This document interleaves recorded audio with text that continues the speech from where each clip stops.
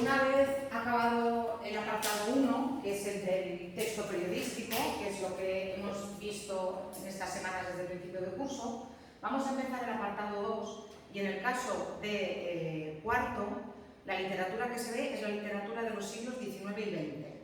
Si vosotros recordáis, en algún momento que habéis hecho literatura, la literatura en castellano empieza en el siglo XII. En el siglo XII, del siglo XII al siglo XV, existe el periodo que se llama Edad Media. Cuidado, Edad Media literaria, que no es lo mismo que la histórica. ¿Por qué? Pues porque estamos hablando de literatura en castellano y el primer texto que se conserva conocido en literatura en castellano es el poema de Neocid, que es del siglo XII. Antes había literatura, pero o se ha perdido o era literatura en latín, que era la lengua que hablaban los romanos y que cuando cayó el Imperio Romano se siguió hablando hasta el siglo XII. Entonces, para hablar de literatura en castellano hay que esperar, como os he dicho, al siglo XII, para tener textos que todavía se conservan. Ahí hablaríamos de Edad Media. ¿Cuáles son las características de la literatura medieval? Pues es una literatura todavía primitiva, es una literatura anónima que se transmite de forma oral, que tiene como forma preferida el verso, que es una literatura didáctica y que es una literatura que tiene como temas fundamentales la religión y la guerra.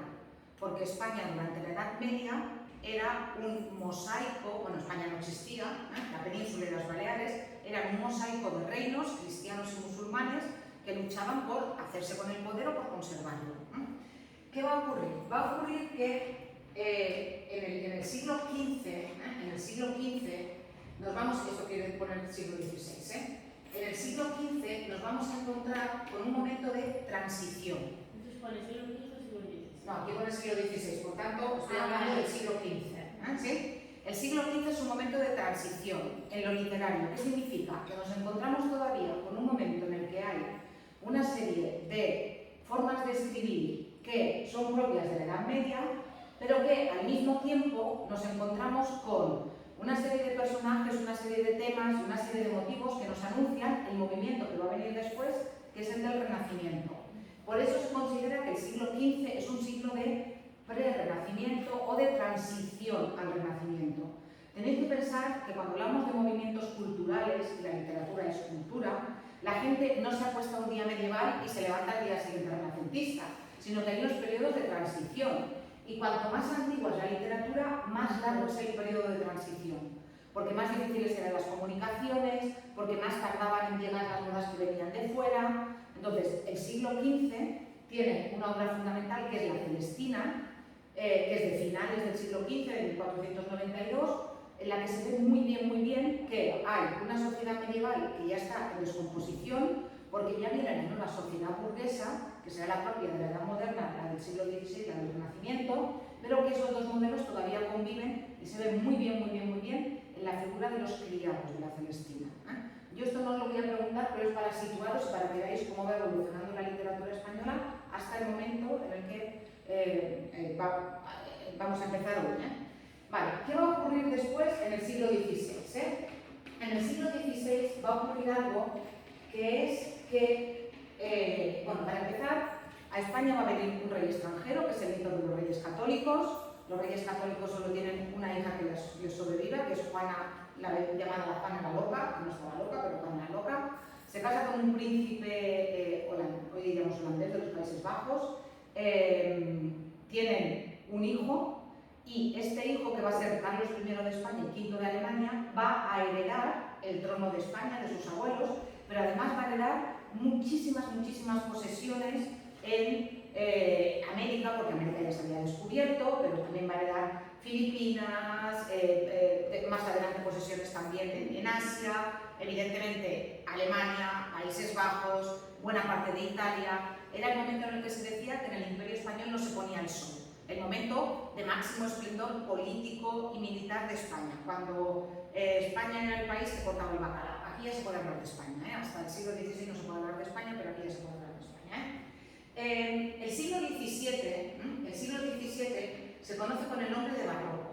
¿Qué va a ocurrir durante el Barroco? Mira, durante el Barroco va a ocurrir que, así como los reyes en el siglo XVI, que habían sido Carlos I y Felipe II, eran reyes que tenían una visión clara del país y que, en fin, gobernaban, a partir de Felipe III nos vamos a encontrar con reyes que se preocupan más del teatro, de los toros, que ya existían, de las amantes y de pasárselo bien que de gobernar el país. Y van a dejar el país en una serie de super primeros ministros que se llamaban validos, con V, que también se van a ocupar de rellenarse los bolsillos en lugar de gobernar el país.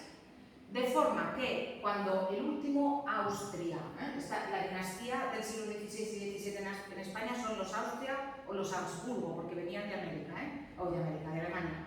Cuando el último Austria muere sin descendencia, que es Carlos II, hay una guerra por la sucesión al trono de España y va a ganar el representante de Francia. Y imaginaos si estaba mal el país, o sea, que se muere el rey sin descendencia y España no es capaz de poner a un rey español, sino que tenemos que esperar a que entre franceses, alemanes, austriacos se repartan el pastel de España, que es un pastel muy jugoso, porque todavía estaba América y todo aquello, y acaban poniendo en el trono a un rey Borbón, que va a ser el primero de los Borbones que seguimos teniendo hoy en día. O sea, esto viene de 1700, no penséis que los Borbones son de hace 2 días, de 1700. Es muy curioso porque aunque el barroco sea una época de decadencia política, va a ser una época que desde el punto de vista literario va a ser una época brillante. Y de hecho, pasa con estos 2 siglos. El Renacimiento y el Barroco son un momento de tanto esplendor literario que se llaman el siglo de oro de la literatura española. Son el siglo de oro de la literatura española. Y me diréis, pero si son 2 siglos, ¿por qué se llaman siglo de oro? Bueno, porque la palabra siglo viene de una palabra latina que es seculum, que originalmente no significa 100 años, significa periodo muy largo de tiempo.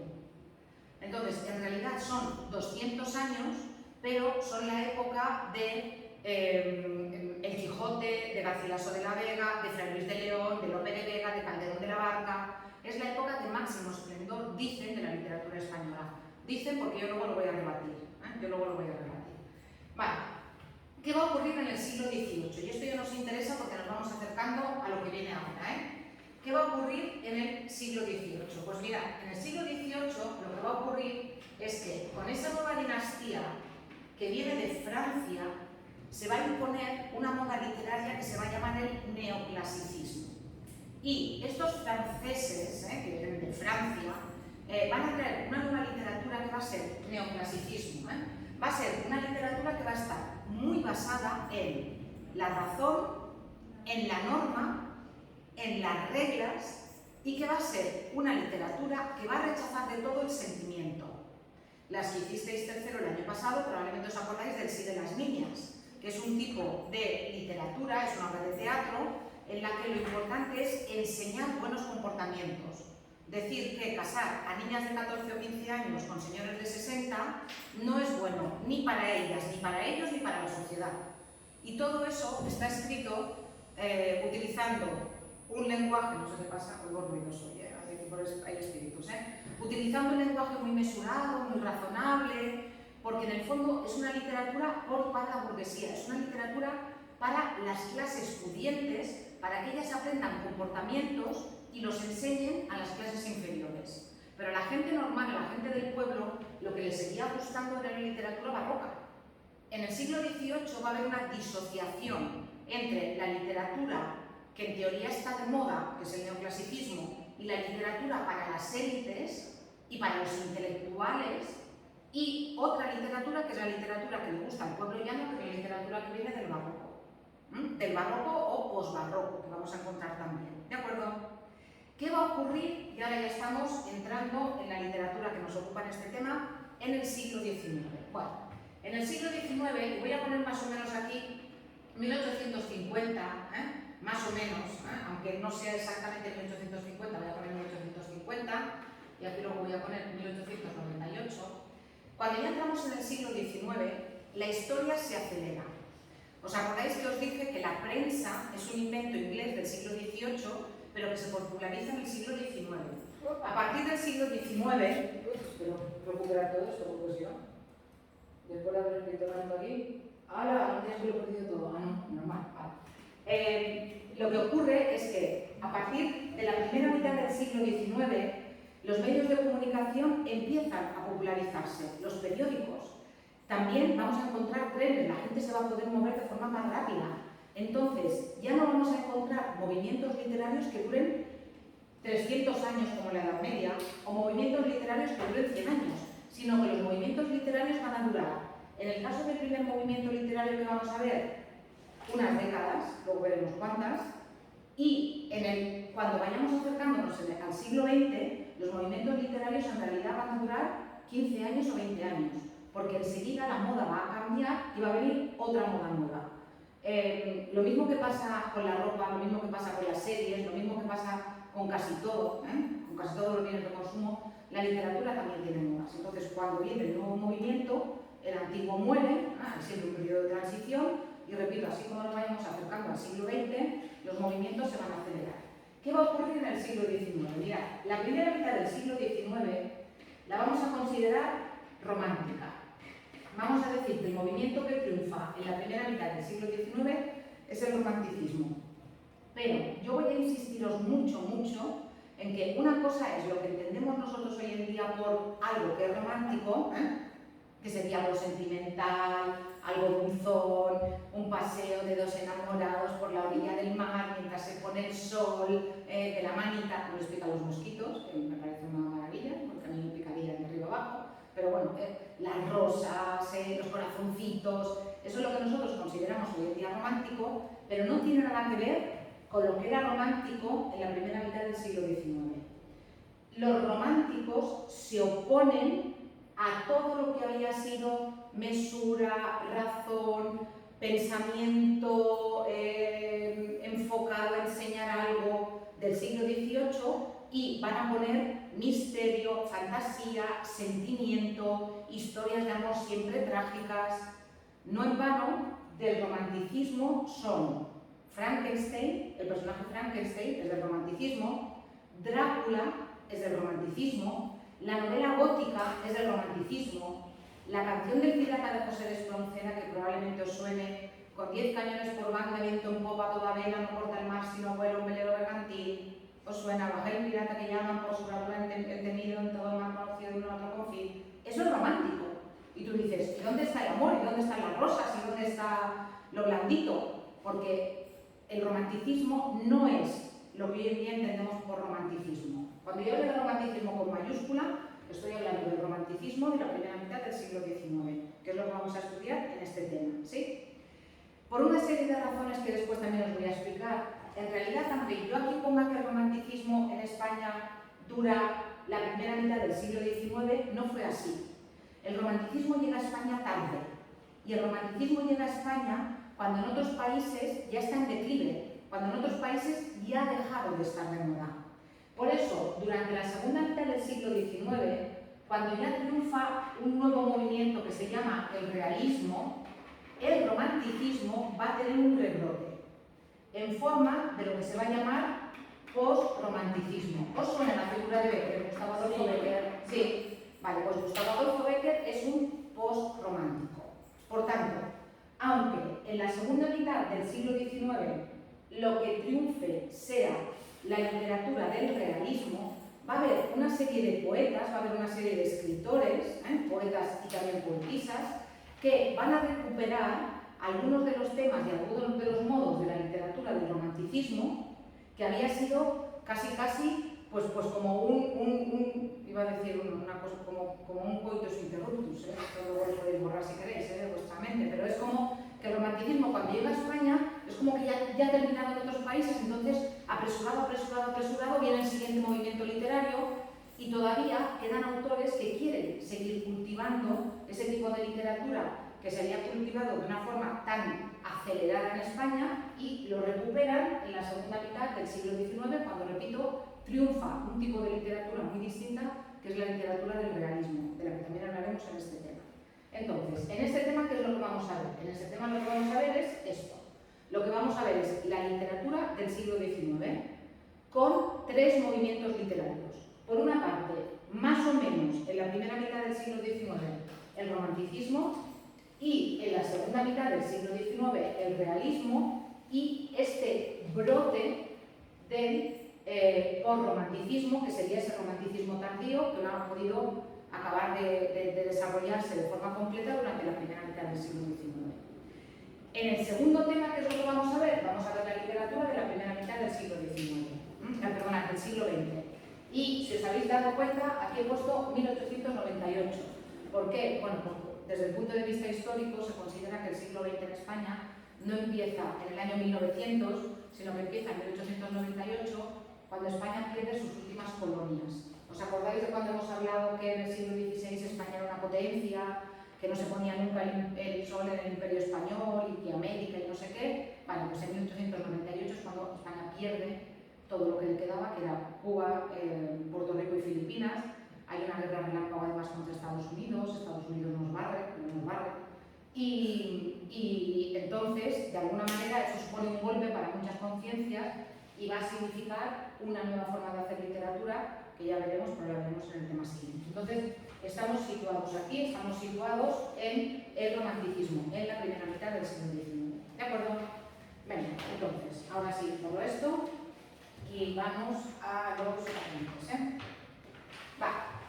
Como os he dicho, cuando yo hable de literatura romántica, no voy a hablar de literatura sentimental ni de literatura amorosa.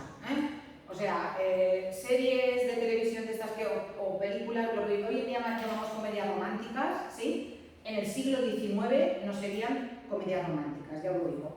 Primero, porque todas las obras de romanticismo acaban fatal, todas, no hay ninguna que acabe bien. Y segundo, porque en aquella época, en fin, el romanticismo estaba bastante regido con la comedia al final, había partes de comedia, pero luego lo vemos. Entonces, si tenéis que definir el romanticismo, ¿qué sería? Sería ese movimiento cultural y literario que tiene lugar, vamos a decir que en la primera mitad del siglo XIX. Pero hay que tener cuidado, primero, porque en algunos países como Inglaterra y Alemania, en la segunda mitad del siglo XVIII ya hay romanticismo. Ellos serían los países precursores en el romanticismo. Entonces, primero, en algunos países en el siglo XVIII hay romanticismo, y segundo, que aunque yo diga que es en la primera mitad del siglo XIX, en realidad a España el romanticismo no llega hasta 1833. Como veis, muy avanzado ya el siglo XIX. ¿Por qué a España el romanticismo no llega hasta el año 1833? ¿Alguien se acuerda de lo que pasa en la historia en el año 1789? ¿Qué ocurre en la historia de Europa en 1789? En Europa, en Francia, la Revolución Francesa. Bueno, sabéis que en Francia había unos reyes y durante la Revolución Francesa, ¿qué les ocurrió a Luis XVI y a María Antonieta? ¿Cómo acabaron Luis XVI y María Antonieta? Les cortaron la cabeza. ¿Os suena lo de la guillotina? Sí, no. Pues Luis XVI era primo del rey español, de Fernando VII. Claro, os podéis imaginar que cuando el rey español vio que a su primo los revolucionarios le cortaban la cabeza, ¿qué es lo que hizo?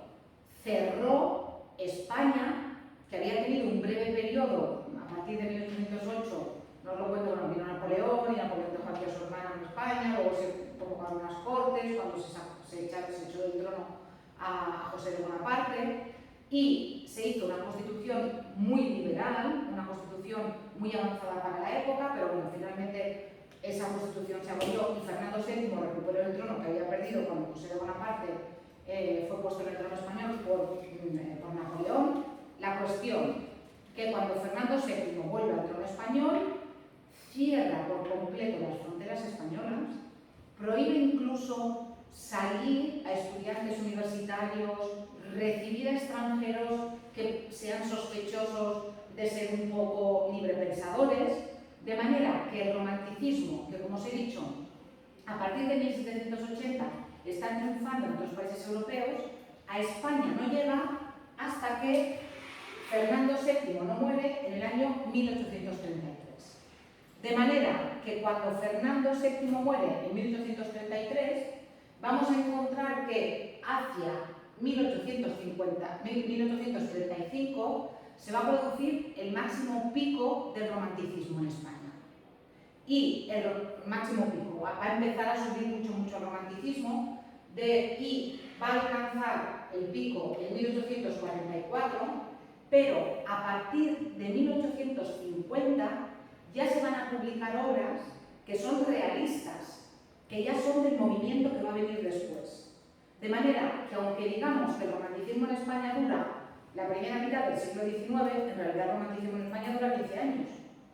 Si hablamos estrictamente desde que empiezan a publicarse obras románticas hasta la muerte de Fernando VII, hasta que se empiezan a publicar obras que ya están dentro de la moda del realismo, que ya un par de décadas atrás ya estaba también triunfando en Europa, el romanticismo al final acaba durando 15 años. ¿Sí? Pero el romanticismo van a ser como fuegos artificiales, es decir, va a durar poco, pero van a ser muy intensos y van a dejar un recuerdo muy grande en la gente y también en nosotros, porque ya veréis como hay muchas cosas que cuando yo os cuente vais a ver como, por ejemplo, novelas que hoy en día leemos, que sí que son novelas románticas en el sentido de hoy en día, deben mucho al romanticismo del siglo XIX. Y que incluso el tratamiento de la naturaleza que hoy en día vemos en muchas películas o que leemos en muchos libros, tiene mucho que ver con el romanticismo del siglo XIX. Que incluso Crepúsculo, la saga esta que ya no está de moda, afortunadamente, pero que triunfó en su momento, debe muchísimo al siglo XIX. Por eso os digo que fueron como fuegos artificiales. Que es verdad que cuando tú ves fuegos artificiales es como, ¡oh, wow!, te deslumbra, pero ya está, pasan rápido. Pues lo mismo pasa con el romanticismo, lo que pasa es que luego se produce el rebrote en la segunda parte del siglo XIX a través de la figura de Becker y de otros autores del llamado posromanticismo. Además de todo eso, tenéis que pensar que el romanticismo lo que es una reacción al neoclasicismo. ¿Os acordáis que os he explicado antes que el neoclasicismo es esta literatura que traen los Borbones en el siglo XIX cuando vienen de Francia, que es una literatura que está basada fundamentalmente en la razón? Pero claro, a los que leemos, lo que nos gusta es leer sentimientos, lo que nos gusta es que nos conmuevan. Entonces, la literatura del siglo XIX, de la primera mitad del siglo XIX, del romanticismo, va a rechazar las normas, va a rechazar las reglas impuestas por el neoclasicismo y va a reivindicar sobre todo la fuerza de los sentimientos, por encima de la razón. Porque al final, a la gente que va al teatro, a la gente que lee una novela, a la gente que lee una poesía, lo que le gusta es que le conmuevan, lo que le gusta es que se le remueva algo, no que le enseñe. O sea, para enseñarte ya están los libros de historia, los libros de filosofía, los libros de botánica. Entonces, esa concepción que había, esa concepción utilitaria de la literatura tiene que servir para enseñar, que había funcionado de forma relativa en el siglo XVIII, se deroga en la primera mitad del siglo XIX con el romanticismo. Bueno, yo no os los voy a poner, pero tenéis aquí dos vídeos que están muy bien. Este va muy rápido, ha dado muchas características del romanticismo y mi consejo es que empecéis por este.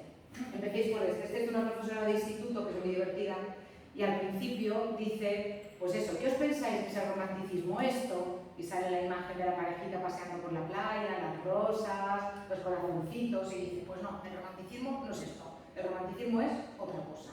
¿Sí? Entonces, vamos a ver ahora las características fundamentales del romanticismo. Luego, cuando las veáis en textos, vais a ver que son más fáciles. Bueno, en primer lugar, aunque yo os hable de la literatura del romanticismo, en realidad existió una mentalidad romántica.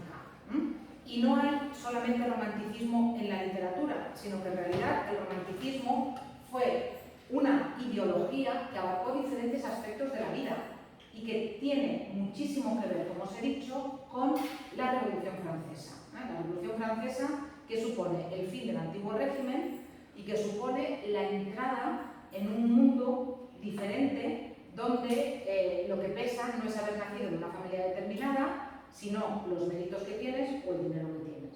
Esa ya también es otra cuestión. Pero bueno, en todo caso, la mentalidad romántica se caracteriza, ahora hablo de la mentalidad en general, luego veremos cómo se da eso en la literatura.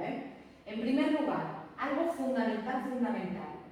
Si hay una palabra que define el romanticismo, es libertad.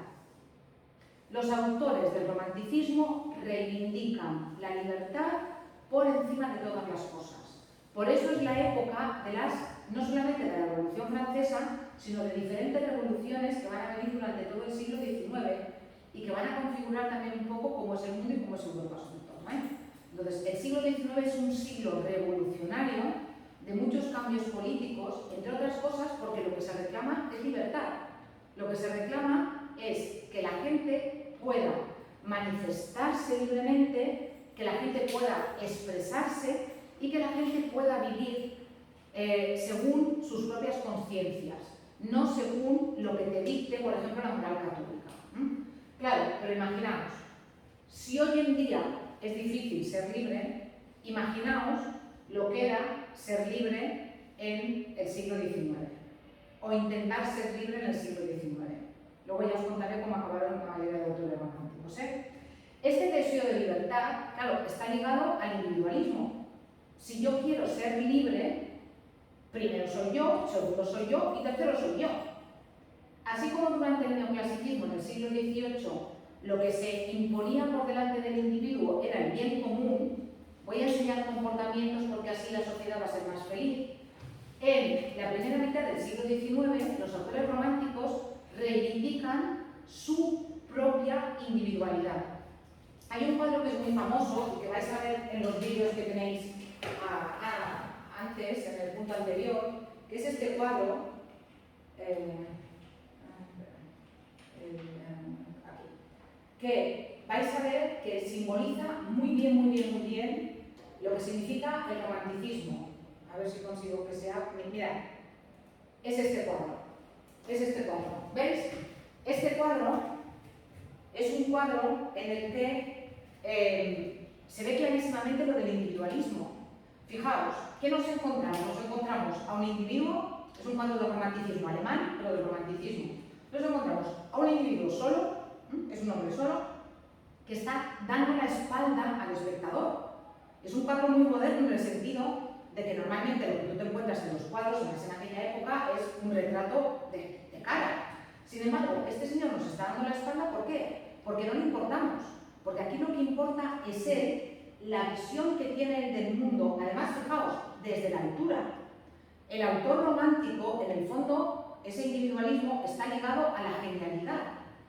El autor romántico se cree un genio, se cree por encima del común de los mortales que estaría aquí abajo. Entonces, yo estoy por encima y yo ni siquiera tengo que girar a miraros porque yo estoy por encima de todo lo que vosotros me contéis y de todo lo que vosotros me digáis. Hay quien dice que los autores románticos, en el fondo, son adolescentes permanentes. Estos de 14 años que primero yo y segundo yo y que mal me trata el mundo y yo estoy a los 6 porque me lo explicas y yo a mí no tal. Vale, pues en el fondo es cierto, que en el fondo los románticos son así.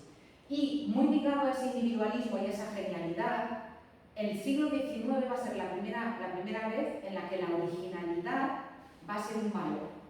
Hasta el siglo XIX, las buenas obras de arte eran las que imitaban bien a los modelos anteriores.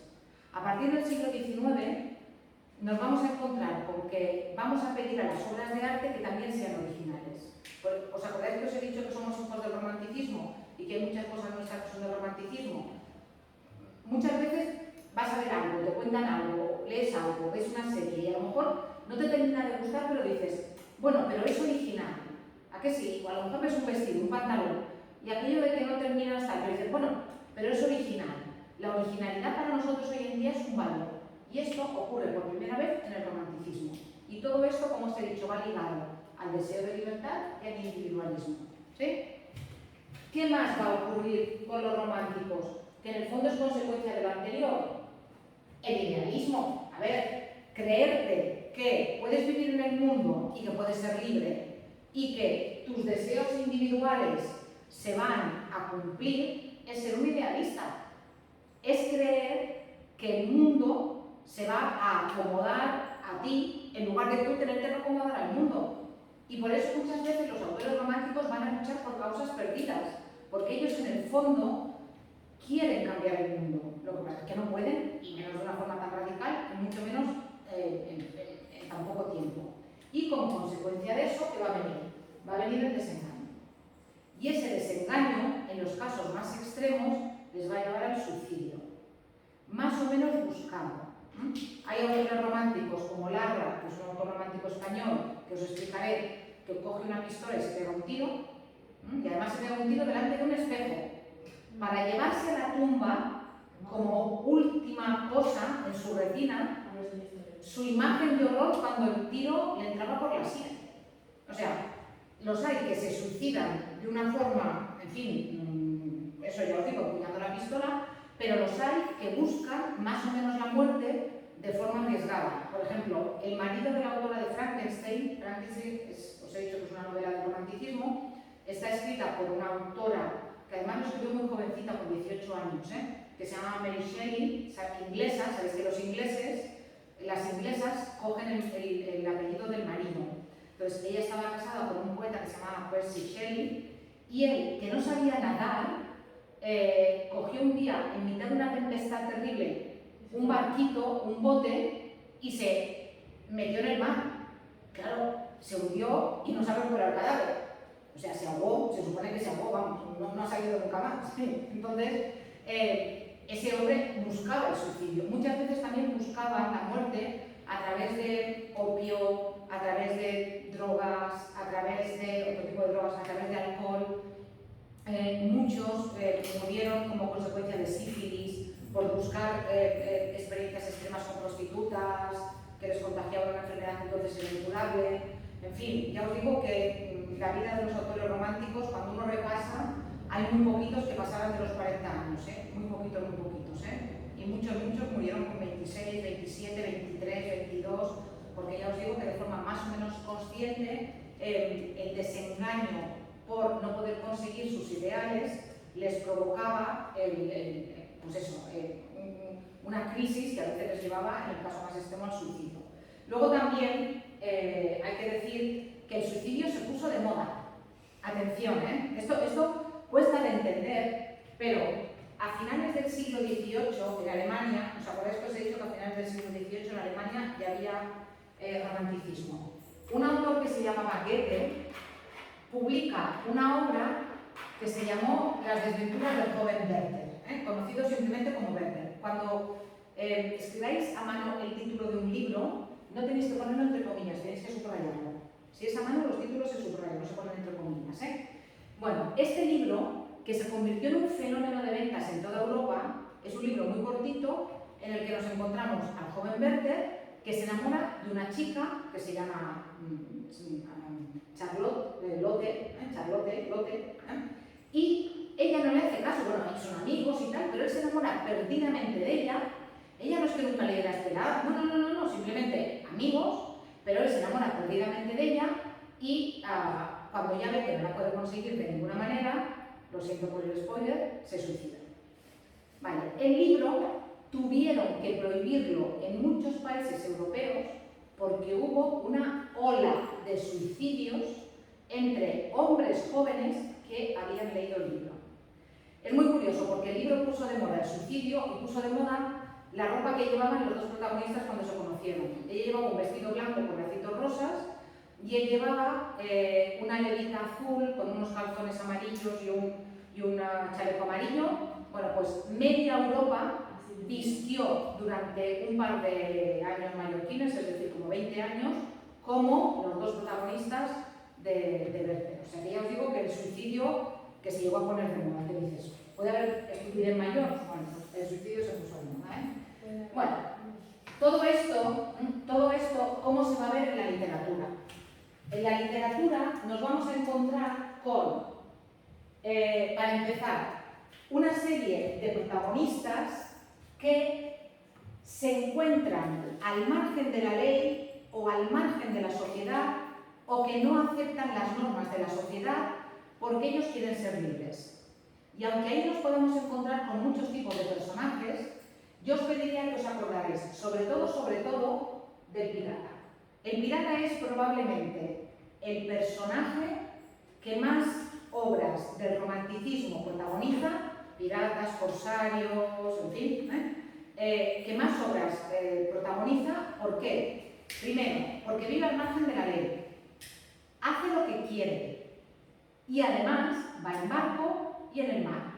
El mar siempre es símbolo de libertad. En cualquier obra que leáis, en cualquier cuadro que veáis, el mar siempre es un símbolo de libertad. Para nosotros también, porque os he dicho que nosotros somos hijos del romanticismo. Y eso se lo debemos al romanticismo, ¿sí? Cuando uno lo piensa fríamente, el pirata es un ladrón, violador, asesino. Los piratas asaltaban barcos, los hundían, a las mujeres jóvenes las violaban y luego las vendían como esclavas en el norte de África. A los hombres que podían trabajar también los vendían como esclavos en el norte de África y se quedaban con el botín de los barcos. Eso era lo que eran los piratas. Pero claro, para nosotros es como ¡guau! La libertad máxima. Y eso lo dice una que era gran fan del Corsario Negro, que es... ¿Sabéis quién es Sandokan? ¿No suena Sandokan? Una serie, bueno, Emilio Salgari, el autor de Sandokan, tiene una serie que es la del Corsario Negro, y para mí el corsario es un pirata, un tipo de pirata, ¿eh? Para mí el Corsario Negro era, en fin, mi héroe de la adolescencia y la juventud. Y cuando uno piensa fríamente, de verdad, o sea, ¿te gusta un ladrón, un violador, asesino? Claro, que te lo mueven en un paquete tan bonito y le ponen un lazo tan bonito que al final te lo acabas creyendo que...